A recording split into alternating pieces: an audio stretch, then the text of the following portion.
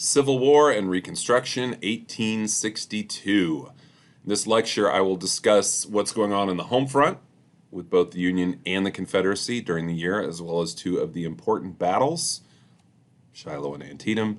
We will also, sandwiched in between those, discuss the Gary Gallagher essay, which is excellent, on the Richmond campaign, which the article covers that campaign, but Gallagher's main point is much larger and deals with the study of history in and of itself. So we'll get to that in a minute. Let's start with the home front and the Union.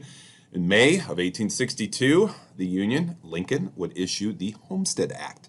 Now I'm going to read the specifics of this because it's important to read this and understand what exactly he's getting at. Any person who is the head of a family or 21 and is a citizen of the United States and who has never borne arms against the United States government or given aid and comfort to its enemies shall be entitled to enter 1/4 section or a less quantity of unappropriated public lands at $1.25 per acre.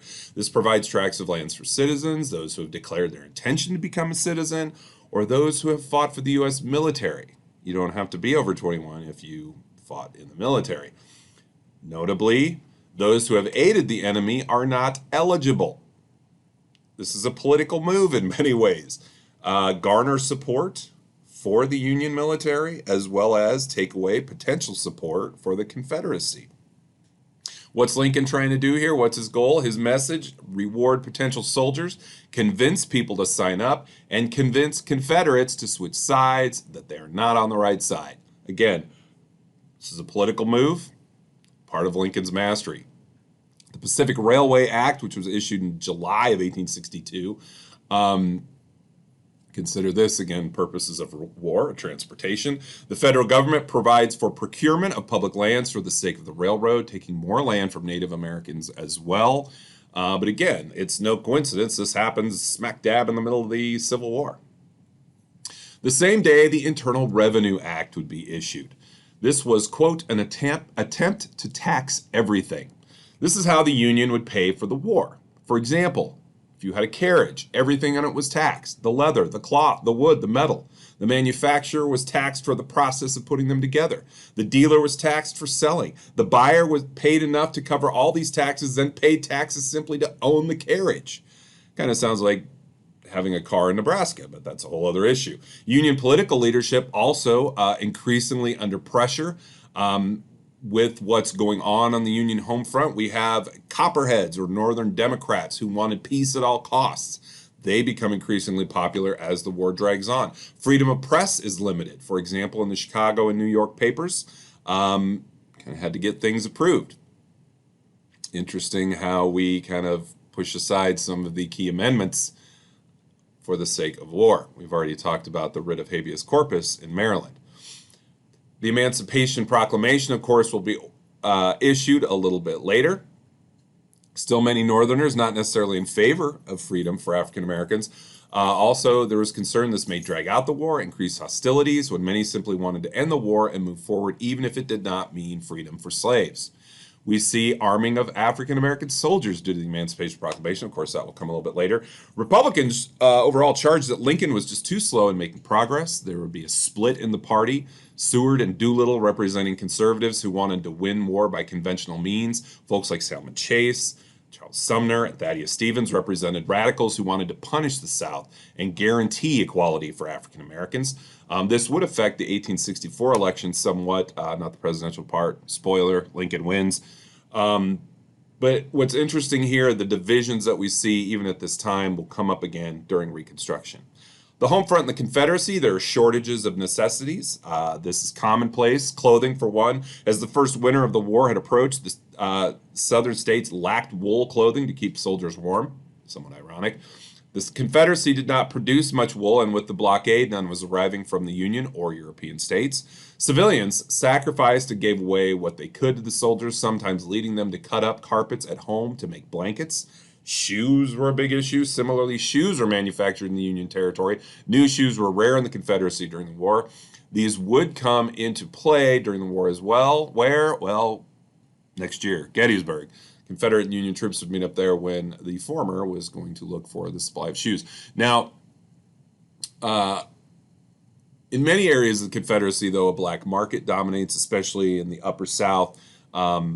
Goods come through, especially for those who are wealthy enough to afford them. The Confederacy, for some reason, thought that printing money would be a good way to pay for the war. I don't think I need to explain why that's a problem. That's called inflation. Your money means nothing the more of it there is out there. Anyway, by the end of 1861, inflation hit 12% a month in the Confederacy. Over the course of the war, prices would rise 9,000% due to inflation. Ouch. Common staples became unaffordable. Salt preserved meat, but its price went from 65 cents for a 200-pound bag in May of 1861 to $60 per sack only 18 months later. Wheat, flour, cornmeal, meats, tin, copper, it all became too expensive for the average family. To make it worse, profiteers would buy up whatever they could at stores, then increase the price to sell to these folks. Food riots ensued in many cities in the Confederacy. Women would become key to the war effort as well. We will get to this in a couple weeks when we discuss Nina Silber's article on the role of women in the Union and Drew Gilpin Faust's essay on women in the Confederacy, each an excellent article. Now, in April 1862, the Unpopular Conscription Act would be passed in the Confederacy, rendering all white males between 18 and 35 eligible for the draft. Some were exempted. For example, a man could purchase a substitute to go fight for him, or an exemption allowed anyone with 20 or more slaves to avoid fighting. No class issues there. This made it a class war for some. Rich man's war, poor man's fight is kind of the common claim. Of course, we read the article last week about why some in the South would want to fight in the war. And it wasn't strictly the poor who fought. It was, in fact, many wealthy people fought as well. They felt they had more to lose. So this is kind of an oversimplification. Rich man's war, poor man's fight. It's kind of a standard for many wars. But actually, in this war, we see all classes involved, and that is in the Union as well as in the Confederacy.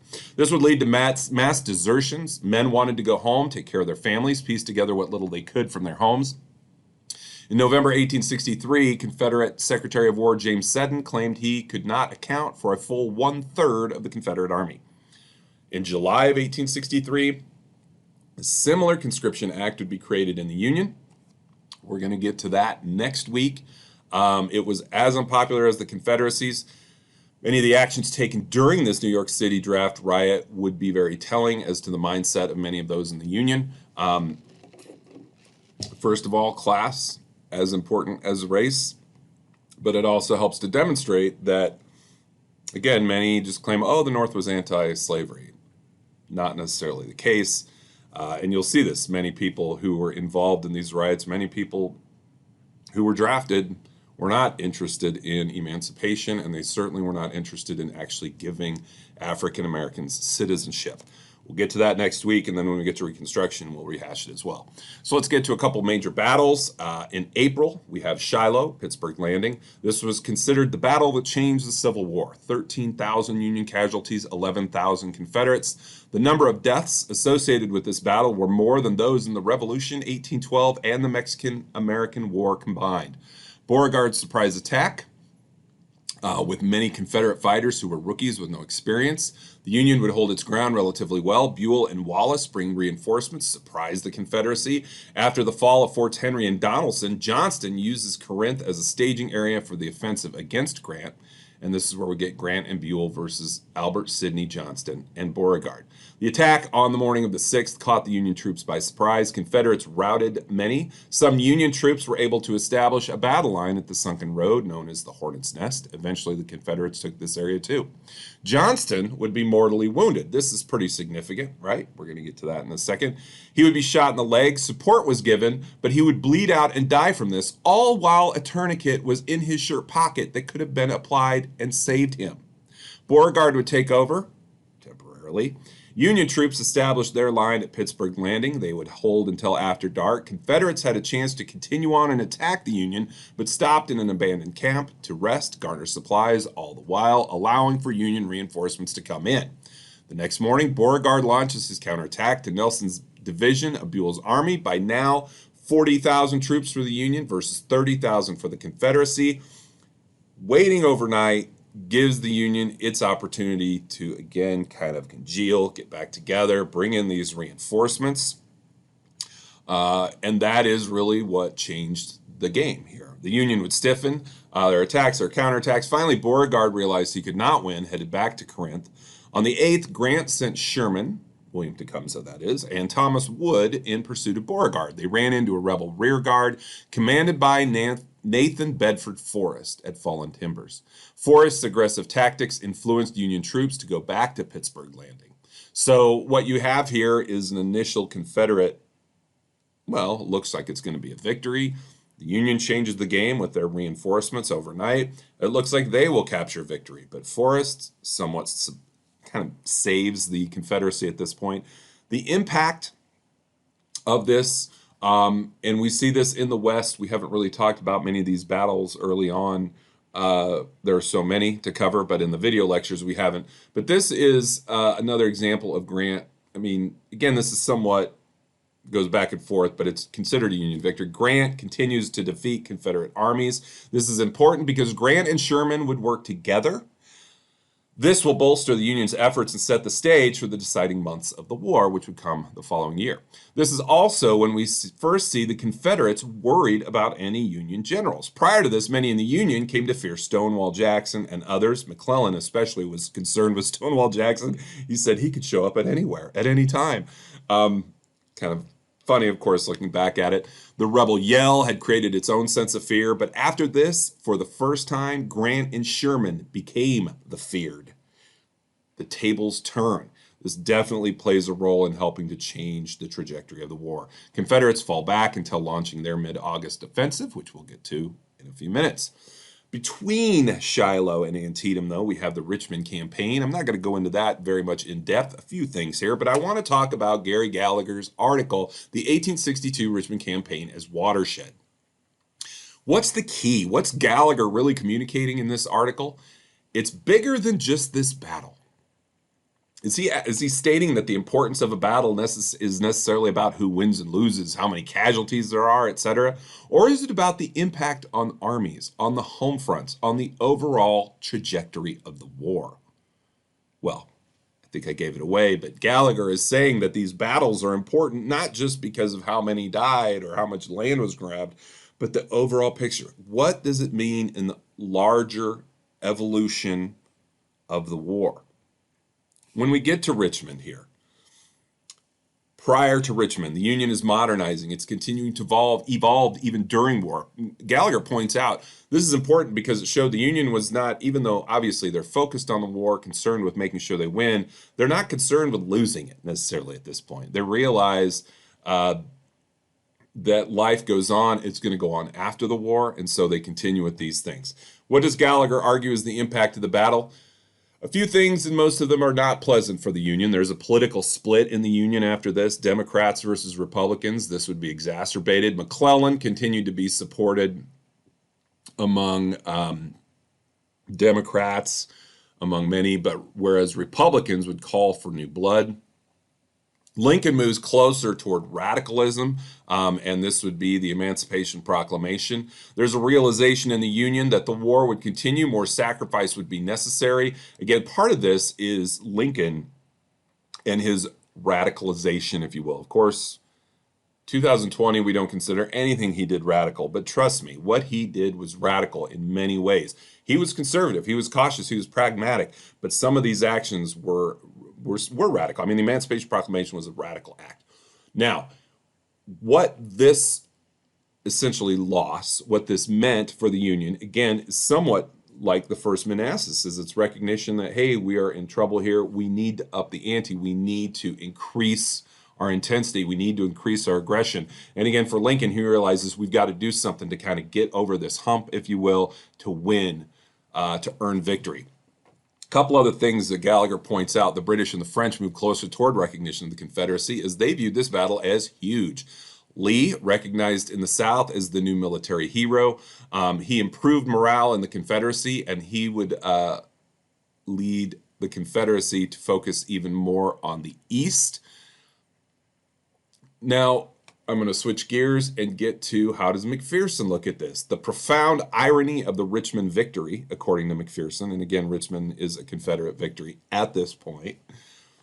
Quote, if McClellan's campaign had succeeded, the war might have ended. The Union probably would have restored with minimal destruction in the South. Slavery would have survived in only slightly modified form. In defeating McClellan, Lee assured a prolongation of the war until it destroyed slavery, the Old South, and nearly everything the Confederacy was fighting for. Ouch. But is McPherson right? I mean, think about this. If the victory is earned at this point, the Union takes the Confederate capital. We don't have an Emancipation Proclamation. Lincoln had said, of course, in his letter to Greeley previously that he would end the war if it meant freeing no slaves. This would, of course, minimize any increased radicalism we would see after it. So, I mean, McPherson's point here is on the money that if the Union wins here, there may not be any more war, and the end result would be quite a bit different. Rather, because Lee wins and he becomes this hero, he leads to the ultimate destruction of the South and their social structure and, of course, their economic structure. Let's get to another somewhat important battle, somewhat being an ironic term here, joke. Antietam, or Sharpsburg, to the Confederacy. September 15th, things would begin, 1862. Lee believed that he would be able to garner support from folks in Maryland if he went there, that they would rise up against the Union.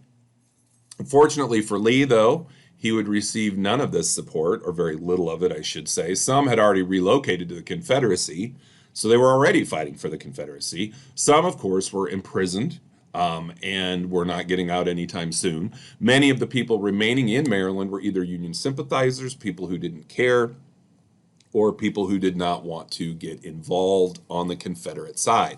Now, this is one goal he has of going up into Union territory. Why is this battle important? What are some of the other things Lee is searching for here? One thing we've talked about the whole term, European recognition. He's hoping France and Britain will now recognize the Confederacy, provide material aid. This would be a significant notch in the belt, if you will, of the Confederacy.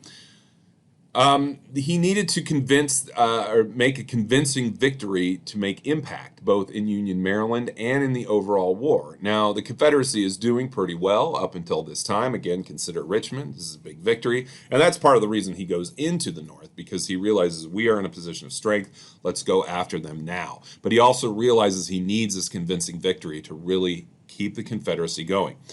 One major goal that he saw with this was to affect midterm congressional elections and create panic in the stock market. If the Confederacy could go into Union territory, earn victory, this would instill fear in many in the Union, and he was hoping lead people to vote in those Copperheads, to vote in these peace Democrats. Hey, let's end this war before they get closer to New York City or Boston. The methods of war would change after this battle, and in some ways it would be the beginning of the end for the Confederacy.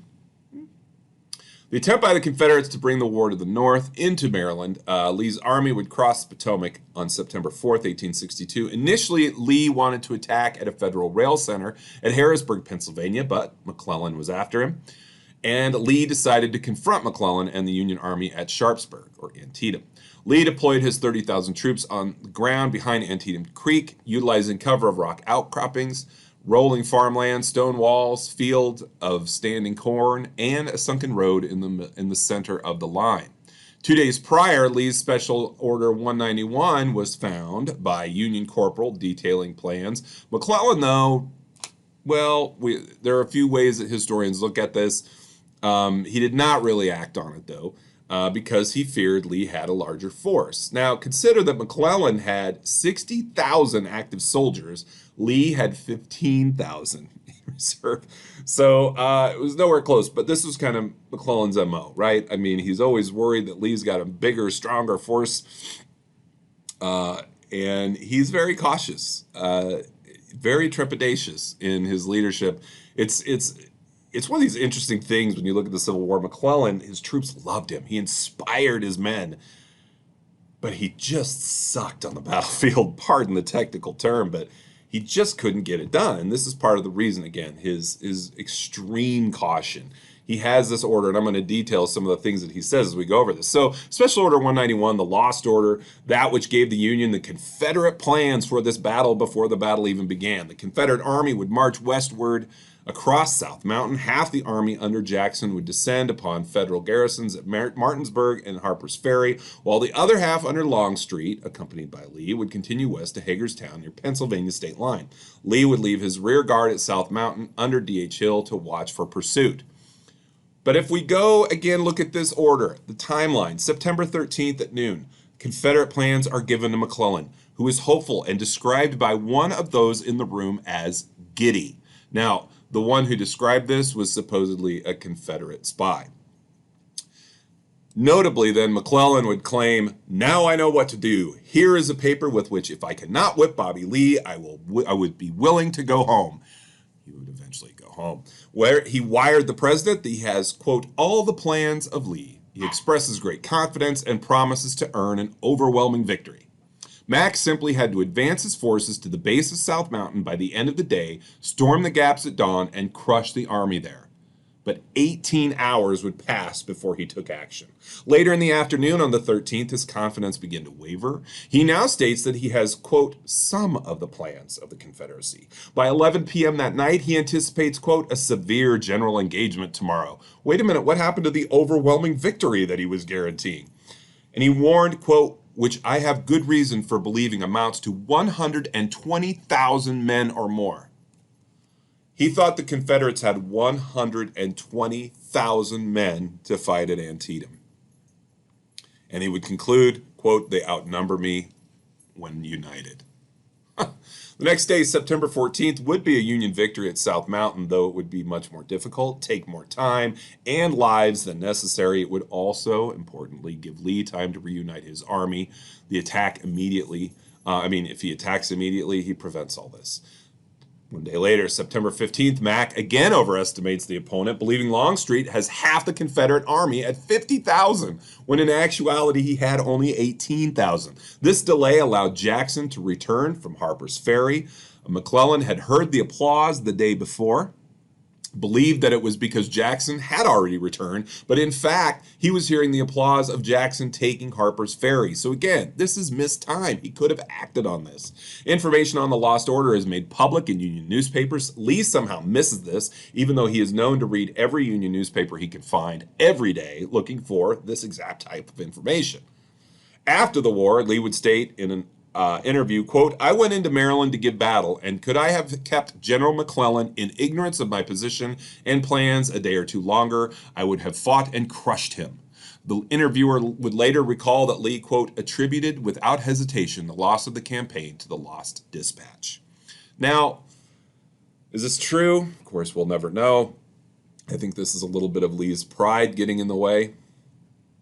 He made his own mistakes those days, but in any case, McClellan missed the opportunity to deliver the knockout blow.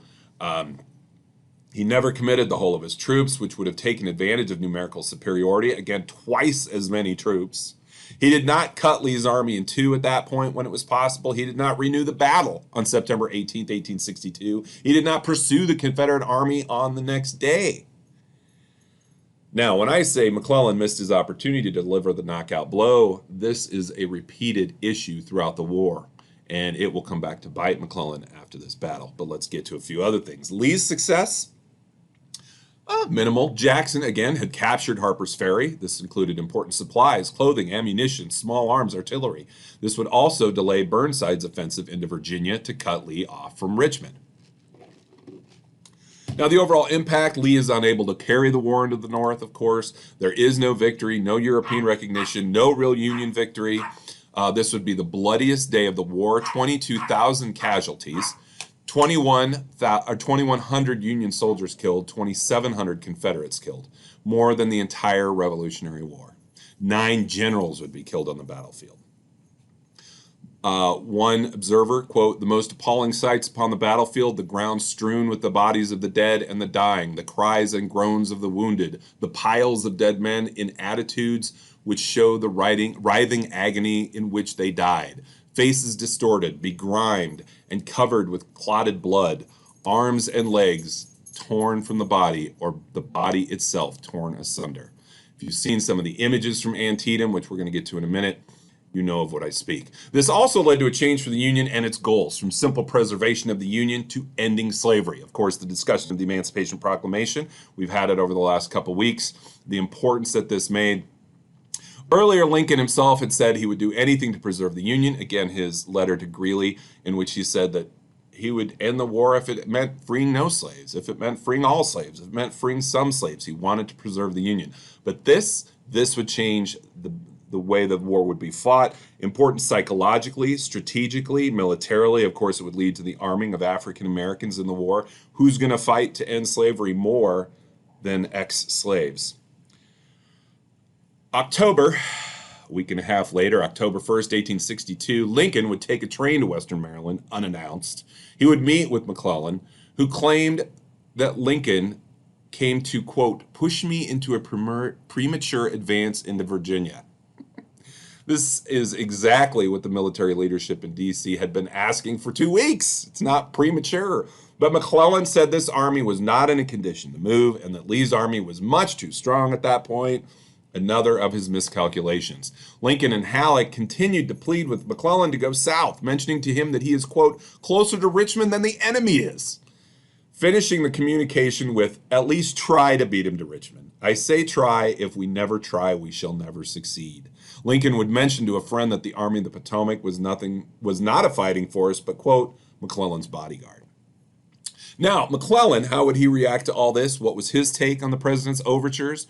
In a letter with his wife, he would say, quote, he more than once assured me that he was fully satisfied with my whole course from the beginning, that the only fault he could possibly find was that I was perhaps too prone to be sure everything was ready before acting, but that my actions were all right when I started.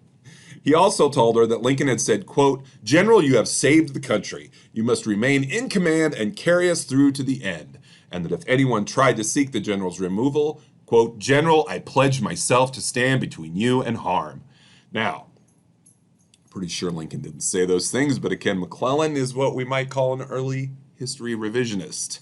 But again, the colorful character of McClellan is always worth mentioning. Some of those things are just hilarious. Now let's get to the final impact as far as we see Antietam. Again, the loss of life. No one day in American history has been as bloody before or since. Overall, 23,000 died, injured, or were missing. In some ways, this helped to save the Union. It repelled the Confederate invasion into Maryland. It certainly raised the spirits of Union military leaders. They were now aware of what their army could do. There was no European recognition of the Confederacy. McClellan would be fired. And who would be hired but Ambrose Burnside? Why is he notable? Well, most notably for his sideburns. This is where the name sideburns comes from, Ambrose Burnside. Of course, the Emancipation Proclamation would be issued. This is a significant impact of this battle. The 1862 midterms would go better than expected for Lincoln and the Republicans because of this victory. And again, knowing that if Lee had won victory, this may have been might have been a bad move in the elections. One thing I had mentioned earlier, the photographs. Alexander Gardner is a photographer who went down and took pictures after Antietam, after the battle had finished. He would put these photographs on display in New York City, and these were important because they brought attention to the carnage of war, stripped away any illusion of honor or grandeur of battle. Now there was recognition of what it would take to win the war. I mentioned the illusion of honor and grandeur in battle. This is one thing, and we're going to see Drew Gilpin Faust discusses this in her amazing work, This Republic of Suffering. After this class is over, if you read one more book on the Civil War, read Drew Gilpin Faust, This Republic of Suffering. It's amazing.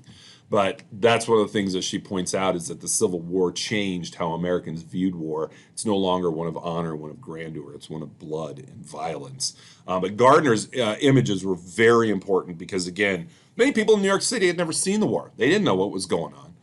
They know that there's this bloody war going on. People are losing their lives. But when you see the images of these young boys in the ditches, on the roads, on the fields, dead, it's pretty disturbing. And there would be, because of this, a change in the public perception of the war, an acceptance of the need for total war. Don't want to give anything away. We're going to get there soon. After Antietam, there would be a change in war methods. Experimenting was now necessary. They no longer followed the Jomini game plan so tightly. There was no longer restriction of the military from booty. And of course, what we see in 1862 is the emergence of Grant on the National Front. He will be the difference maker in the Civil War. I would argue he is the one who won the Civil War, not single handedly, but his leadership was instrumental. All right, that's 1862.